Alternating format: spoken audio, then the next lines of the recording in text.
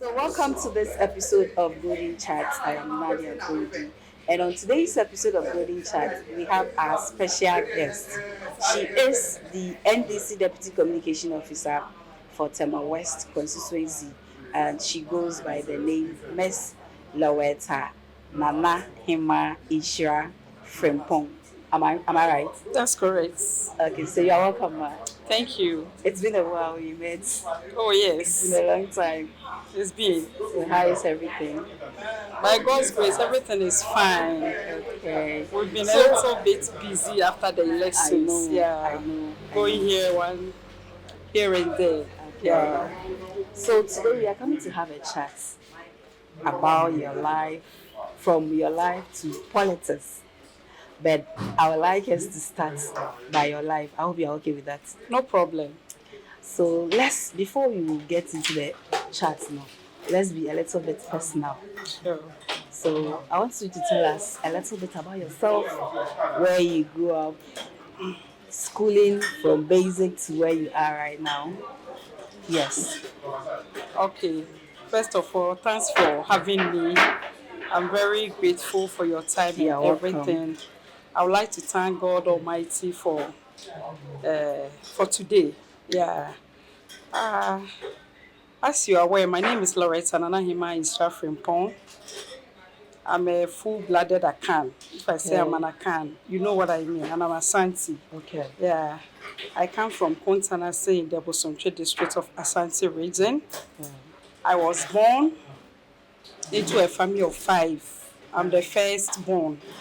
Yeah, so I have a sister and a brother. Okay. Yeah. My mother's name is Honorable Veronica Ntweje. Oh, so your mom is honorable. My mom is a politician. So I take my so I see where the politics background is after my coming mom. from, yeah. In fact, she was the DCE for Bosomche in the Asante region. That is Constituency. Yeah, so my father is a teacher. My mom is a trained teacher. My father too is a teacher. My father's name is Mr. James Frimpong. Okay. Yeah, he's an elder at Bokrom SDA Church. I was born in Kumasi. I was bred in Kumasi. I schooled in Kumasi. I attended Asokwa Basic Primary School, Asokwa Presby. Yeah. Then I attended New Asafo, JHS, all in Kumasi. From there, I proceeded to Kwame Nkrumah Senior High School. It's called KNUST Senior High School. It was formerly Tech Secondary School. Yeah. But currently we call it, because it's named after the Kwame Nkrumah University. That is where I went for my senior high school. I studied general arts with history and government as my electives. Wow. Yes.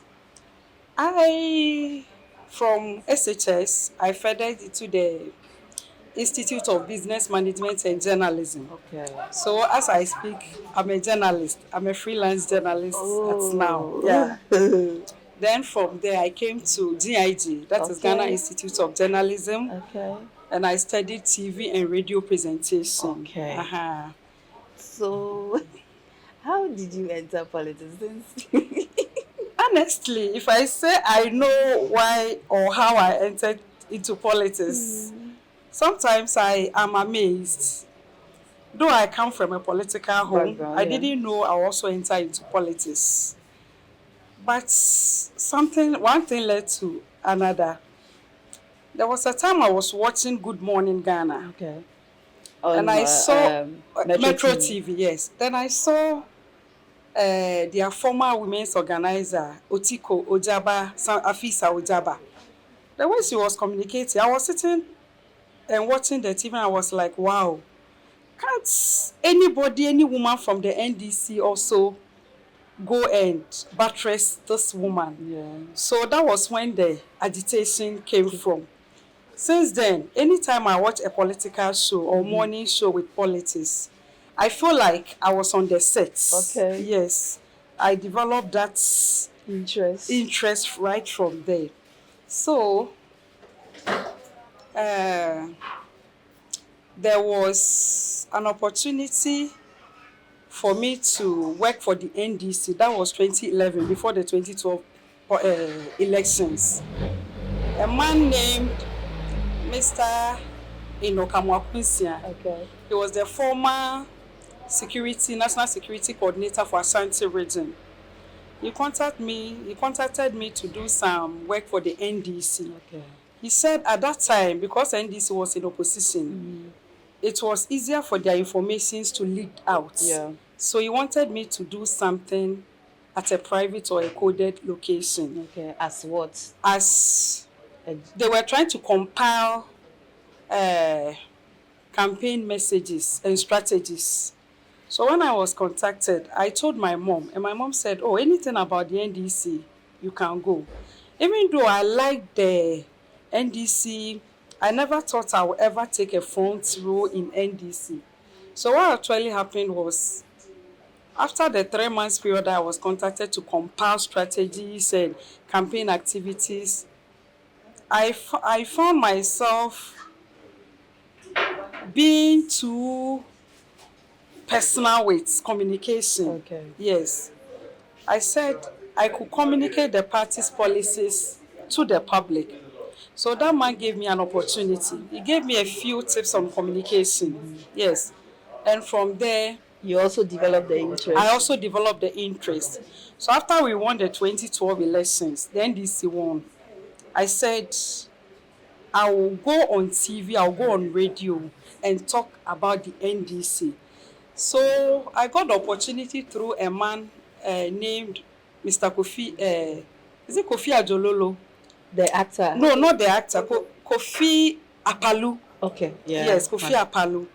There was a time I met him, and after we spoke for some few hours, he said, Loretta, my private name is Loretta. Yeah, Loretta, you speak good, you speak well. Why don't you go on TV or radio and speak for the NDC? And that was around 2015, 2016. Okay. Yes.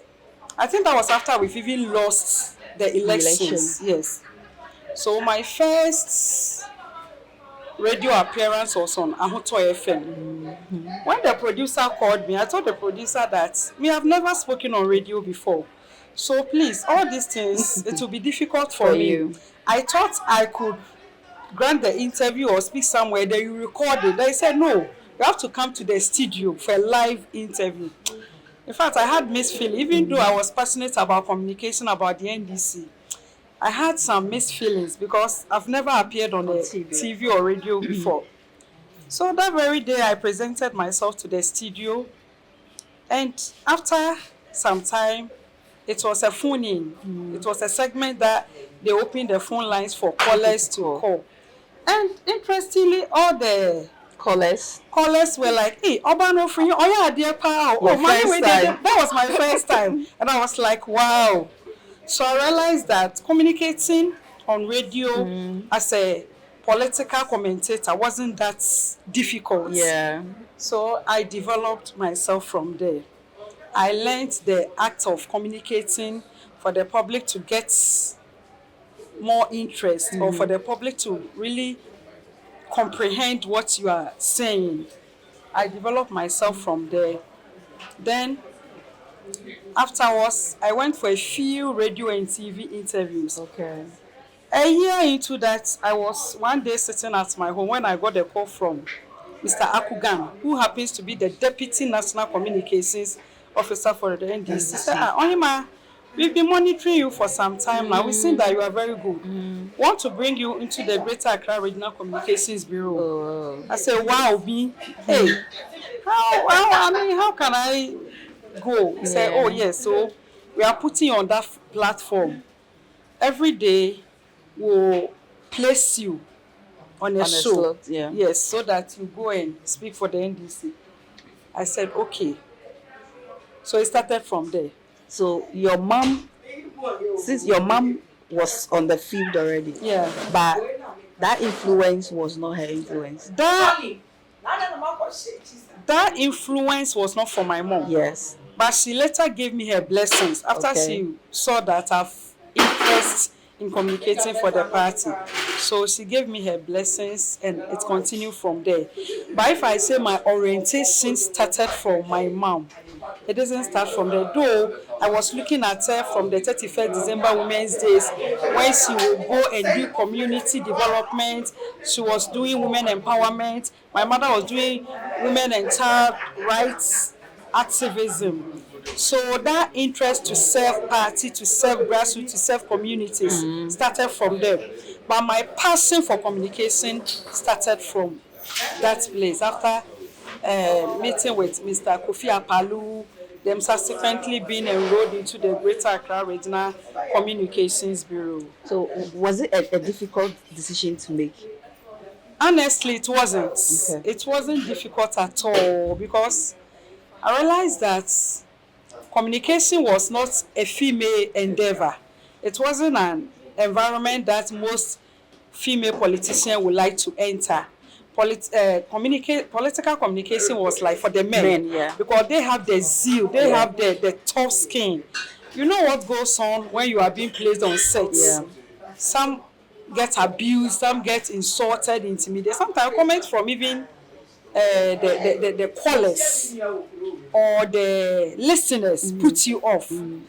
So it wasn't difficult, but I realized that once you are a woman and you entered, people are ready to give you their full support. Yeah. So mine was a bit of an effortless venture. Okay. I didn't really have much problems or issues communicating for the NDC. So that's how I can say about. So where you are right now, you can boldly say that you are happy, you are okay. You see, in this life, you wouldn't get anything 100%. There are ups and downs. There are challenges. I feel proud of myself, what I've become as a female communication officer. Yeah. We have 34 constituencies in Greater Accra. Yeah. Out of the 34, we have 34 communication officers and 34 deputy communication officers. Out of these 68, we are just 3 ladies. Whoa. Oh yes, we are 4. But unfortunately, the Assignment communication officer passed on, Okay. the late Zainab. So it's left with Ablekuma South, Tema Central, and Tema West. So I feel so proud to be a communication officer for NDC. Wow. Yeah. So you are married? No, currently I'm single. Oh, okay. Yeah. But I have 3 beautiful kids, 1 girl and 2 boys. Oh, okay. Yeah. So how do you manage home, family, and politics? That one is very tough, I must admit. Yeah. If you are a mother, a caring one like myself, you have to balance home, politics, career, everything. And it's not been easy. Sometimes at the discomfort of my family, I have to represent my party. I go to a placement, and as late as 11:30, 12 a.m., I'm on a show at the discomfort of my kids. If you're a mother, you have to be there for your kids. Yeah.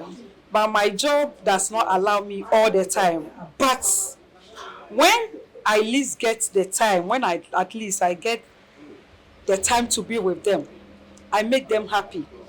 I try to solve their problems. I try to meet their needs.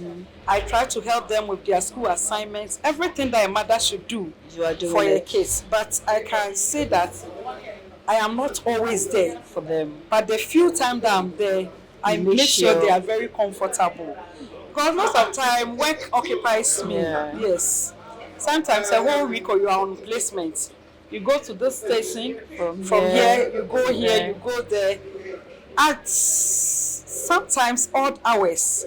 On top of that, you need to work and earn a living. Yeah. So combining all this, it's not been easy. I know. I must say. Yeah. Yeah. So right now, I know most women Yeah. watching you right now will wish they are you. Of course. So what advice will you give to those people, women that want to enter politics? Okay. Do you have any advice to give them? Yes, I have a very good advice for them. You see, so you're bad. That's how person run politics. One, speak with your spouse. Okay. Your spouse. Yeah. So ukuno, obi a onini wo hobia no. Let them understand what you want to do. If they agree with you and give you their blessings, that's the most fantastic way or fantastic approach. In my case, I developed the interest without consulting, so it created a lot of problems in my home. There was a lot of confusion between myself and my husband because my husband didn't understand why a woman should leave her house, go on placement, speak on radio and TV with men. Yeah. Arguing. Yes, arguing. Fighting, sometimes crying insults. Sometimes insult. You know, some of the men are very abusive. Yeah. If they see that you are a woman, they want to push you. So they'll go dirty. If you're not careful and you don't control your emotions, you also be tempted. Or you might be tempted to go their tangent. And it is very serious. So any woman that is watching me should be ready. It is not a comfortable place at all. A woman politician, it's not comfortable. Especially when you are in a male domineering environment. You know, I contested elections with 4 different men. Okay. It wasn't easy. And you won. I was the only woman. Wow. I was abused, chastised, mocked, discriminated, insulted. And so I remember winning elections. Sometimes I will be in my room and I will be crying. I wish I had not even entered into politics. If you're not careful, it can affect your emotional being. Yes, some men will go dirty. They are watching you to see how you respond. Yeah.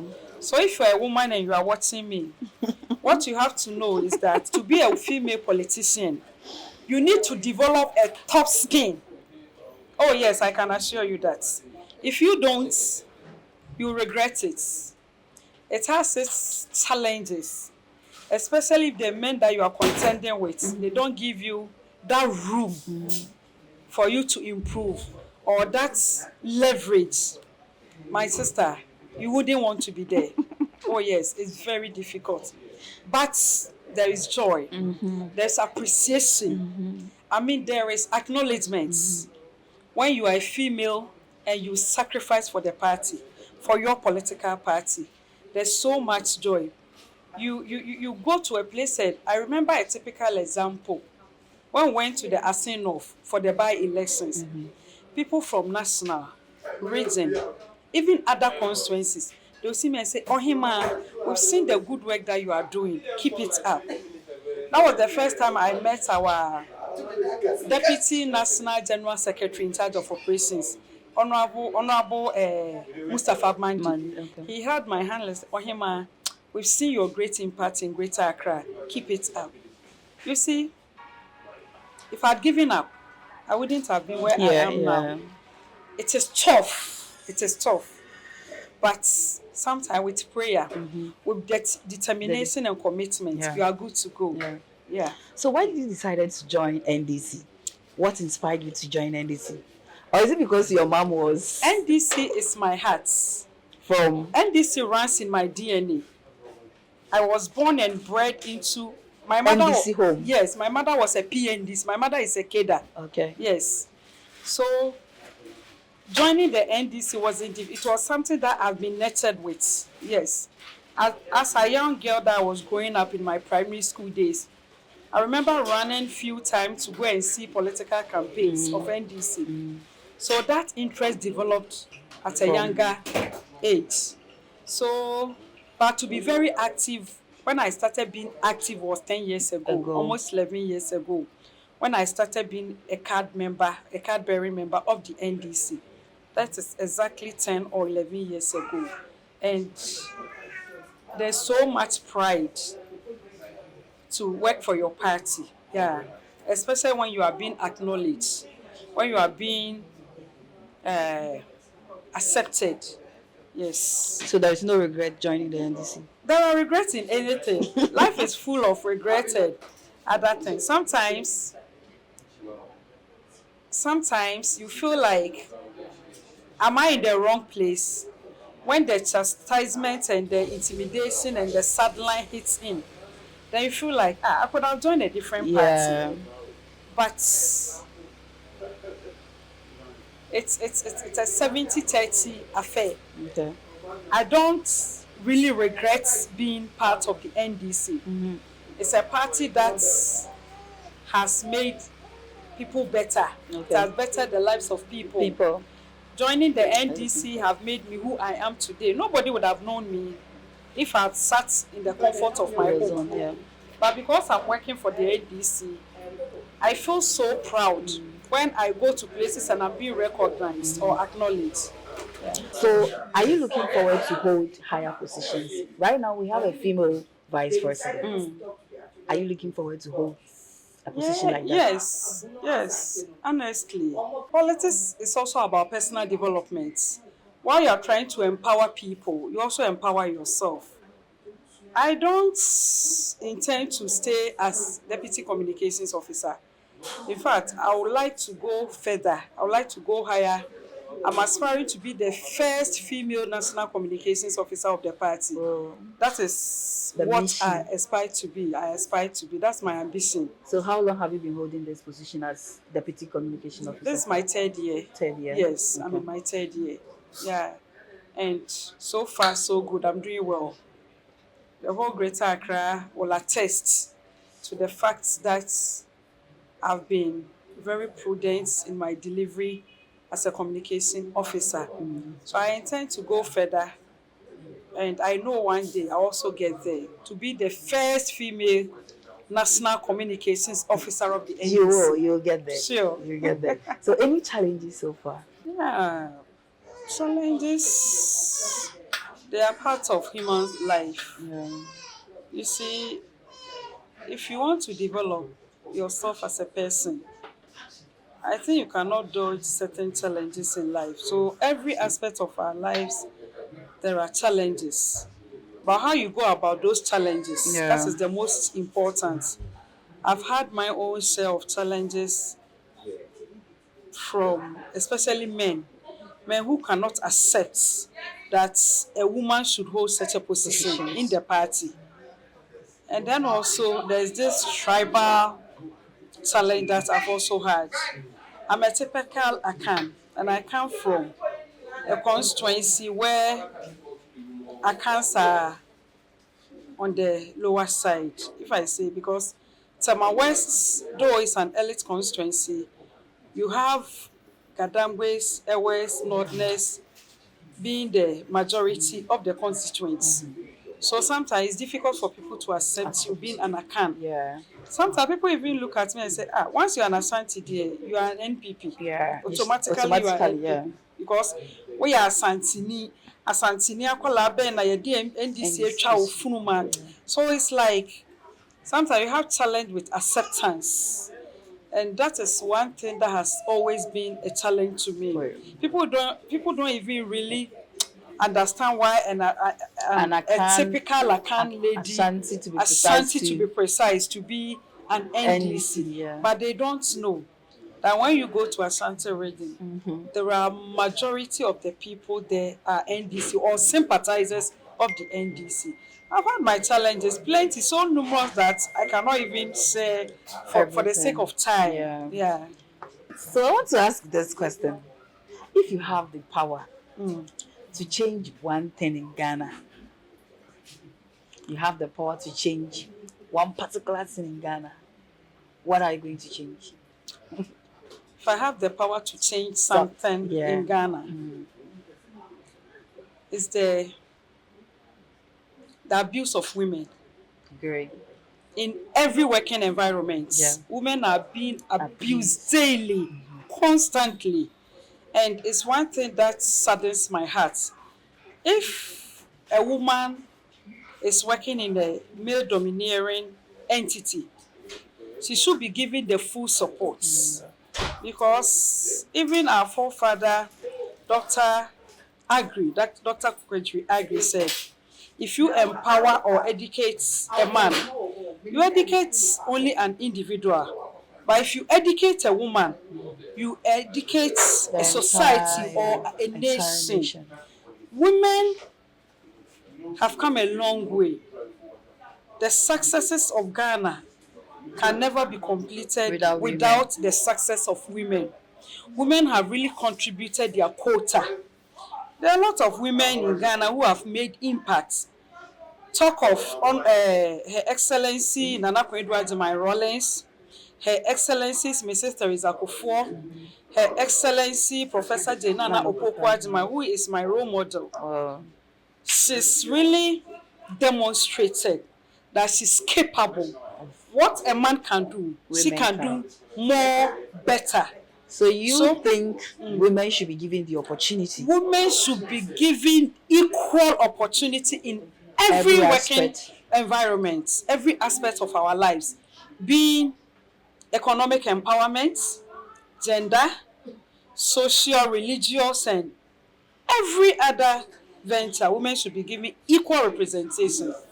You know that NDC, we are a party that brings women on board. If you can remember, Professor Mills gave 40% representation of women in his government. And looking at these current appointments, Free Zones Board, a woman. Common Fund Administration is a woman. Ghana Airport Company Limited is a woman. So it means that NDC as a social democratic party, we have passion for women. We have an agenda to empower Ghanaian women so that the ordinary woman will come to appreciate herself very well, will come to empower her fellow women, not only to compete with men, but to be averagely educated and empowered in society. So I think that women should be given equal opportunity. All right, let's come to His Excellency John Dramani Mahama. Okay. So far, he's done with his appointment. And how do you see the appointment? Are you okay with his appointment? Yes. In the wisdom of the party, His Excellency has done marvelously well with the appointment. You could see that even though he has worked with the older folks, some of the older folks, his current appointments goes beyond party politics or party's interests. It is more of a national interest. He has given people from the creative arts industry, the banking sector, the hospitality industry appointments. All these appointments is a way to research the agenda. So that in turn buttresses his research Ghana agenda. He's brought people from all walks of life, people who are actresses, actors, people from different sectors. Has given them appointments. Sometimes it doesn't augur well, it doesn't sound well with the grassroots. But in his wisdom, he feels that once you're a Ghanaian and you have the potential to deliver, you should be given that opportunity. So his appointments, we all embrace it with open arms. Okay. Yes. So this year's budget got the loudest attention ever. I want to ask, what was your favorite policy? Your favorite policy? Well, all the policies, I should say, are very good. But one of the policies, being the 24-hour economic policy, I was about to even come that. It's brilliant. We live in a nation where unemployment has become albatross to us. So, if a president will bring such a flagship program, why don't we abreast it? As we speak now, the passport office under the Foreign Affairs Ministry, they are about to implement the 24-hour economic policy. It means that not only can you access Ghana passports from 8 to 5 p.m., but beyond that, working hours. So it's a fantastic policy. It's a 3-shift system policy. One job, 3 people. You go from 8 to 2 p.m. Then another person also comes. So you see that it's an attempt to bridge the unemployment situation in Ghana. So when are you starting? When is the 24 hours economy? Okay.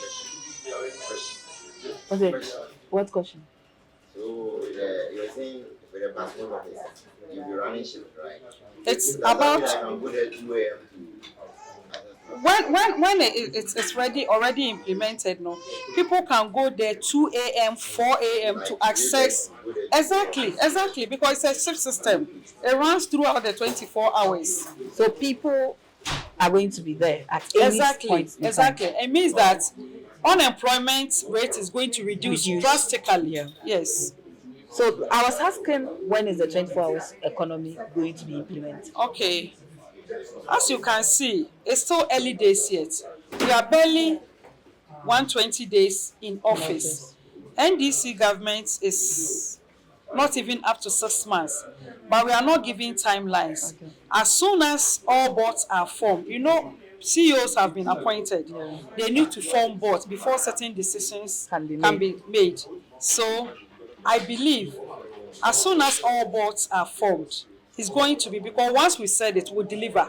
We'll have to make it work. Because Ghanaians expect so much from us.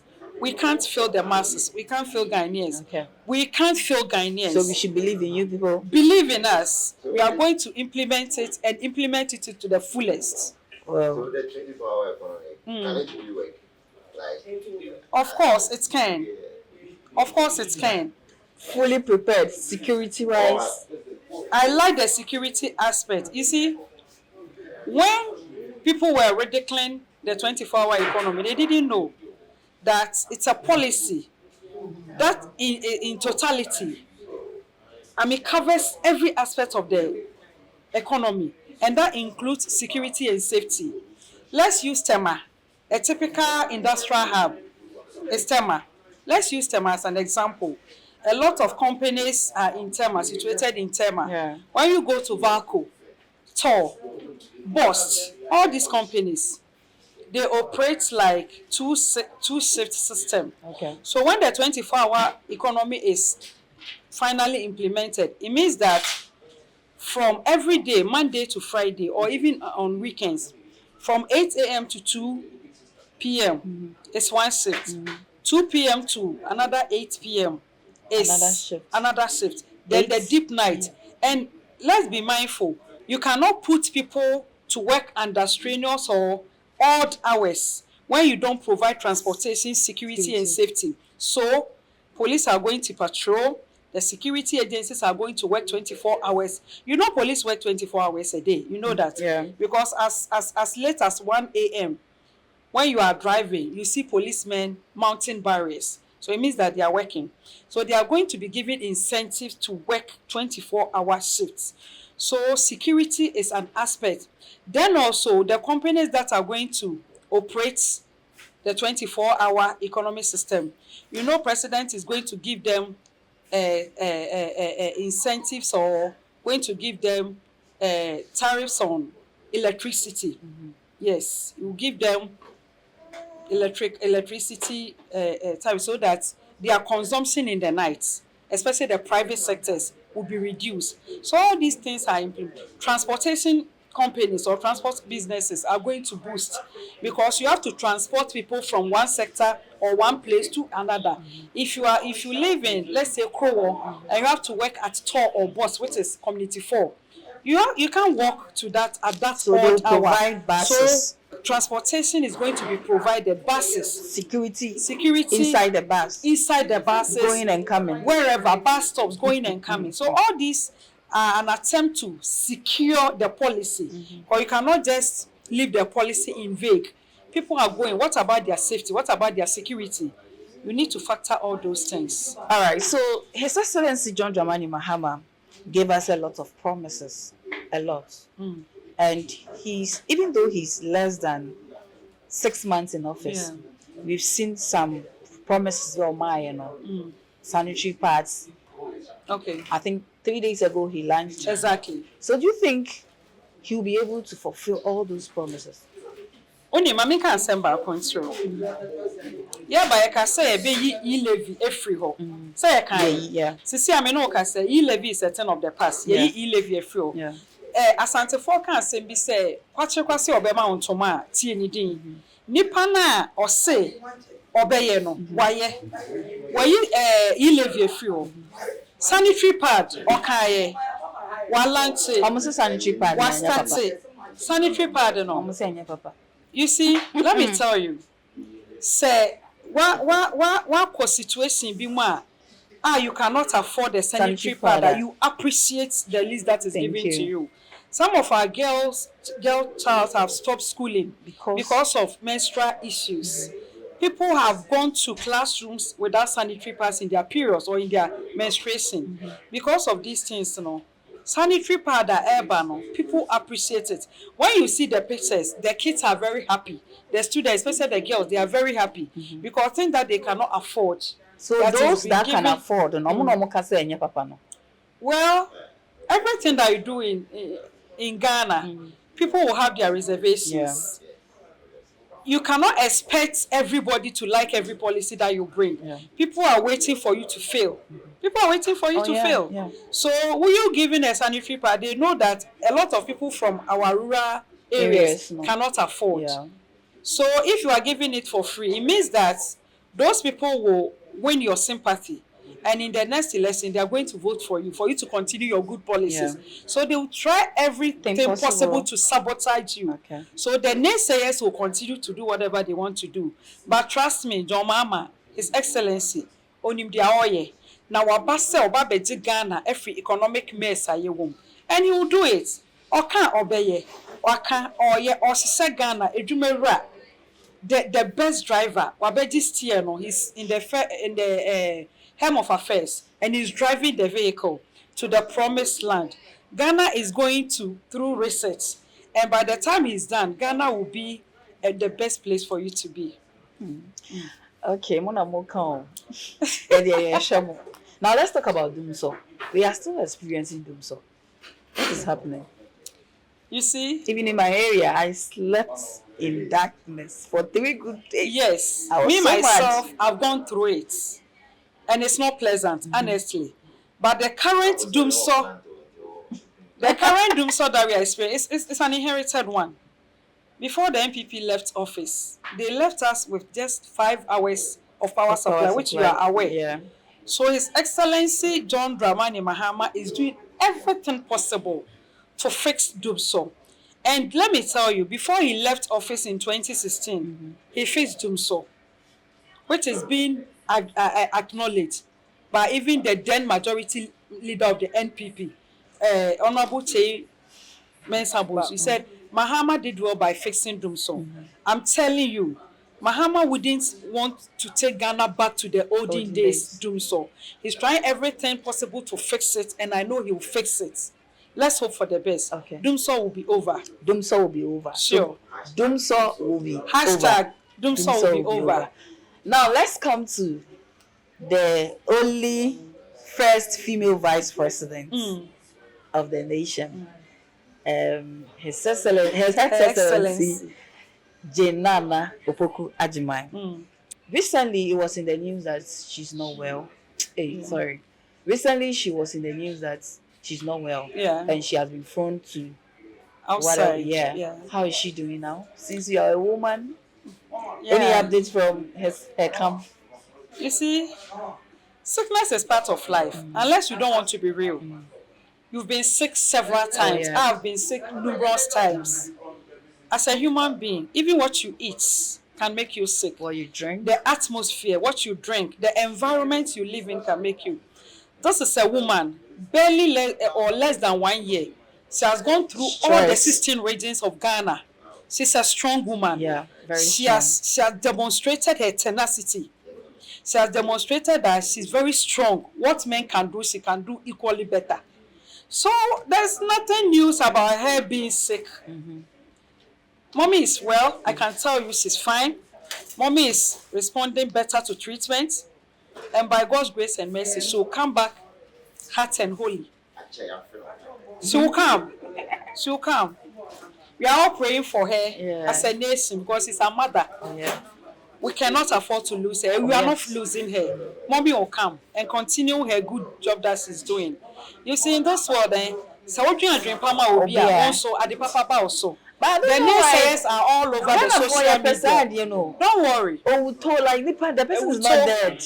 But you declare the person dead. Yes, people are forgetting that they also have mothers. They have fathers. This woman have children, 3 children, 1 lady and 2 gentlemen. So going on social media and broadcasting that the woman is dead. How would you want her family to But even? don't worry, God is alive. One day, we all pay for our deeds on this earth. Mommy So our is mother well. is well. Our mother is well, and she's responding well to treatments. That is what I can So tell we you. are all hoping she will We are return all to hoping office. she'll return to her job, the job that she's so passionate about, as the first female vice president of Ghana. And your role model. And that is my role model. So, mommy, thank you very much for, coming to this show. Your final words. All right. All that I will say is that if there is something that you have to do, don't wait. Do it. Once it benefits humanity, don't look back, don't look left, don't look right. Go straight. Go straight to whatever your passion is. Do it and do it well. If it's about women empowerment, make sure you empower your fellow woman. If it's about children rights and empowerment, do it. If it's about gender, do it. If it's about the economy, do it. Do it so passionately that society one day will remember you for it. I would like to make a few acknowledgements to some few people who have been very instrumental in my life. I would like to thank the CEO of VACO, Dr. Robert Sambian, for his support. A lot of people have come my way. I would like to say thank you to my MP, Honorable Lawyer James Senu, my constituency executive, Tema West constituency executive. I would like to thank all of them for their support. I also like to congratulate the newly nominated MCE for Tema West, Honorable Ludwig Taitotibe, for a well-deserved appointment. A very young man, so full of life, passionate, respectful, committed. He's so passionate about the NDC, and I know that with God, he can deliver and make Tema West a beautiful place to be. I would like to say thank you to my family and friends, especially my mother, for her blessings, for praying for me all the time. I'd like to say thank you to my pastors, my political godmothers and fathers. My political godmother, Honorable Teresa Ladi Awini, lost her brother, and today happens to be yesterday was the barrier. I wish her well, and I want to take this opportunity to console her and the entire family. My greetings and my regards and my love to WF Women for Mahama, Women in Politics Alliance, all the women who are striving hard to make Ghana work. I would like to congratulate all the newly appointed MCEs. They should focus, work hard, and make their municipals or districts proud. Okay. Thank you so much for having me. Thank you too, mommy. We appreciate you. Sure. So, ladies and gentlemen, that is where we will draw the curtains for today's episode of Golden Chat. Today, we had the Deputy Communication Officer for Tema West Constituency, Miss Loretta Nanahemaa Nhyira Frimpong. Yes, so we are going to come your way again with another episode. My name is Nadia Godi. We are out.